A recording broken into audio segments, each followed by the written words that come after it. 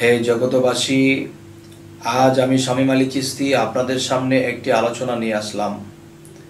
সে আলোচনাটি হলো যে তরিকত জগতে যারা আছে, মারেফাতের জগতে যারা আছে, তারা একটা কথা বলে থাকে যে এই 14 ভুবনের মাঝে আছে আমার মুর্শিদ মাওলানা। তাহলে এই 14 ভুবনের মধ্যে আছে আমার মুর্শিদ মাওলানা। তাহলে অনেকেই শোনে কিন্তু মনে মনে চিন্তা করে, কাউকে জিজ্ঞাসাও করে না, এতটুকু শুনেই চলে। কিন্তু 14 ভুবনটা কি? হে জগতবাসী, এই আলোচনাটা শুধু তরিকত জগতের, মারেফতের জগতের লোকেদের জন্য নয়, এই আলোচনাটা সকল স্তরের লোকেদের কাছে, যে এই বিষয়টা আমাদের অবশ্যই জানা দরকার। কিন্তু আমরা বলে থাকি যে এই পৃথিবীটা আল্লাহ সৃষ্টি করেছে, সমস্ত মহাবিশ্ব ব্রহ্মাণ্ডটা আল্লাহ সৃষ্টি করেছেন, যে জমিন থেকে আকাশ পর্যন্ত 7টা স্তর। তাহলে 7 তালা মানে 7টা স্তর।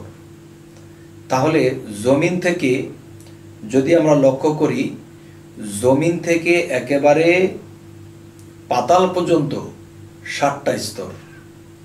তাহলে পাতালের শেষ সীমানা থেকে জমিন পর্যন্ত 7টা স্তর, এবং জমিন থেকে সপ্তম আকাশ পর্যন্ত একটা 7টা স্তর। তাহলে এদিকে 7 আর ওইদিকে 7, এই 2 7 মিলে হলো কি 14। আচ্ছা, কিন্তু আমাদের মধ্যে জালালউদ্দিন খাঁ, তিনি একজন প্রখ্যাত জ্ঞানী এবং কবি, তিনি লিখেছেন যে 16 তালার কথা বলেছেন। মূলত 14 তালাই, কিন্তু 16 তালা একটা কথা তিনি বলেছেন, যে 16 তালায় চাবি দিয়া একটি কথা, একটি গান। যাই হোক, সেখানে গেলাম না। যে তলার মধ্যে যে একটা বিষয় আছে, সীমানার শেষ তলা, এবং উপরের ছাদে যে বা সীমানার শেষে যে একটি আছে, তাহলে ওই দুটো কিন্তু ধরা হয়নি। ওই দুটোকে নিয়ে তিনি ধরেছেন 16 তালা। আসলে মূলত 14 তালা, ওটা বাহির সাইড বোঝানো হয়েছে। যাই হোক, তাহলে 16 তালা সম্পর্কে কথা আজ বলবো না, আজ বলবো 14 তালা নিয়ে। তাহলে হযরত মুহাম্মদ সাল্লাল্লাহু আলাইহি সাল্লামের একটা বিষয়, যে তিনি 14টা স্তরে 14টা সেজদা দিয়েছেন। যেমন 14 সেজদা পাওয়া যায়, যদি কোরআনেও যায় তবু 14টি সেজদা পাওয়া যায়। তাহলে 14টি জায়গায় তিনি সেজদা করেছেন। আর 14টি জায়গা কোথায়? 14টা স্তরে।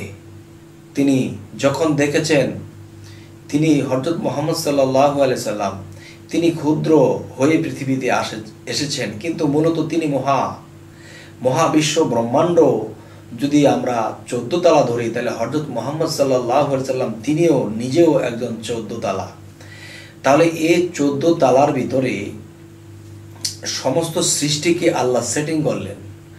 আরশ, কুরসি, লৌহ, কলম, সমস্ত কিছু, সাগর, পাহাড়, নদী, চাঁদ, সূর্য, গ্রহ, নক্ষত্র, সমস্ত কিছু আল্লাহ সেটিং করলেন। আর সেই সেটিংয়ের ভিতরেই আমরা সেই পৃথিবীতে বসবাস করি।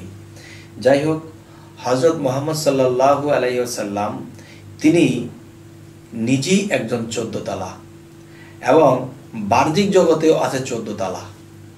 শরীয়তের ভাষায়, শরীয়তের জ্ঞান অনুসারে তারা বলতেছে যে এই বাহ্যিক এই 7 তালা বা 14 তালা তিনি বিরাজ করেছেন। আর তরিকত এবং মারেফত এবং হাকিকত কি বলে? যে তিনি নিজেও 14 তালা, তার নিজের মধ্যেই তিনি বিরাজ করেছেন। তাহলে সে বাহিরের 14 তালাতেও আল্লাহ আছেন, এবং ভিতরের 14 তালাতেও আল্লাহ বিরাজ আছেন। তবে এখানে যদি আল্লাহ বিরাজ করে থাকেন, তাহলে হযরত মুহাম্মদ সাল্লাল্লাহু আলাইহি সাল্লাম এই নিজের মধ্যে থেকেই তিনি মেরাজ ঘটিয়ে নিলেন। যাই হোক, এ হলো তরিকত এবং মারেফতের সাইড। আর শরীয়তের সাইড, বাহ্যিক আকাশমণ্ডলীতে হযরত মুহাম্মদ সাল্লাল্লাহু আলাইহি সাল্লাম আল্লাহ গিয়ে আল্লাহর সাথে সাক্ষাৎ করে আসছেন। যাই হোক, তো আল্লাহ চাইলে এখানেও পারেন, আল্লাহ চাইলে ওখানেও পারেন, অস্বীকার করার কিছু নেই। যাই হোক, সেখানে গেলাম না। তো একটি কথা বলা হয় যে আজকের মূলে যে কথাটি, যে এই 14 ভুবনের মাঝে আমার মুর্শিদ মাওলানা। আচ্ছা, যেমন আল্লাহুম্মা সাল্লি আলা সাইয়্যিদিনা মাওলানা মুহাম্মদ সাল্লাল্লাহু আলাইহি সাল্লাম মাওলানা। আবার বলা হইতেছে যে এই 14 ভুবনের মাঝে আমার মুর্শিদ মাওলানা। কেন? কাজী নজরুল কি না বুঝেই লিখেছেন যে তাওহীদেরই মুর্শিদ আমার মুহাম্মদের নাম? তাহলে মুহাম্মদ কি মরে গেছে? না বাবা, হযরত মুহাম্মদ সাল্লাল্লাহু আলাইহি সাল্লাম যারা নিজেকে পবিত্র করেছে, যারা অলিত্ব লাভ করেছে, যারা আউলিয়া হয়েছে, তাদের মধ্যে হযরত মুহাম্মদ সাল্লাল্লাহু আলাইহি সাল্লাম বিলীন হয়ে আছে। তাহলে আল্লাহ যদি বলে থাকে হে মোহাম্মদ আপনি আমার দোস্ত, তাহলে পৃথিবীতে উলিয়ারা যাহারা আছে তাহারাও তো আল্লাহর দোস্ত। তাহলে এই 14 ভুবনের মাঝে আমার মুর্শিদ মাওলানা, সেটা কিভাবে? যে হযরত মুহাম্মদ সাল্লাল্লাহু আলাইহি সাল্লাম তিনি যখন পৃথিবীতে দেহ নিয়ে বেঁচে ছিলেন, তারপরে দেহের থেকে যখন বের হয়ে গেলেন, তারপরে দেহটা কিন্তু মদিনায় শাহিত আছে, কিন্তু আত্মা বা রূহ কিন্তু সেখানে শাহিত নেই। সে এখনো সমস্ত বিশ্ব ব্রহ্মাণ্ডের মধ্যে সে বিরাজমান। যাই হোক, বিরাজমান কোথায়? বিরাজমান আল্লাহ বলেছে যে নিজেকে পবিত্র করলো সেই সফল কাম। যে যারা সাধনা করলো আল্লাহকে পাইবার জন্য, যারা সাধনা করে নিজেকে পবিত্র করেছে, তাদের মধ্যে আল্লাহ মিশেছে এবং তার সাথে রাসূল মিশেছে। হযরত মুহাম্মদ সাল্লাল্লাহু আলাইহি সাল্লাম সে আউলিয়াদের মধ্যে আছে।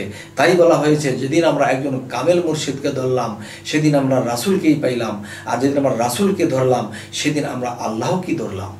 আর এখানেই বলা হয়েছে তাওহীদেরই মুর্শিদ আমার মুহাম্মদের নাম। আবার বলা হয়েছে এই 14 ভুবনের মাঝে আমার মুর্শিদ মাওলানা। তার মানে কি? এই 14 ভুবনের মধ্যে মুহাম্মদ সাল্লাল্লাহু আলাইহি সাল্লাম মুর্শিদের মধ্যে মিশে মুর্শিদ রূপে, রাসূল রূপে বিরাজমান। হে জগতবাসী, আজ এই কথার ফয়সালা দিতে গিয়ে এই কথাগুলো বলতে হলো। জানি না কার কাছে ভালো লাগবে, কার কাছে মন্দ লাগবে। তবে যদি খারাপ লাগে আমাকে জানাবেন কমেন্টে, এবং যদি ভালো লাগে তবেও জানাবেন। তবে আমাদের এই চ্যানেলের আলাপটি যদি আপনাদের ভালো লাগে তাহলে অবশ্যই সাবস্ক্রাইব করুন, এবং আমি যেন আপনাদের পাশেই থাকি। আপনারা স্মরণ করলে যেন আমি আপনাদের সামনে আসতে পারি, 2-4 কথা বলতে পারি। হে জগতবাসী, সকলেই ভালো থাকবেন। আজ এই বলেই রাখছি। আল্লাহ হাফিজ।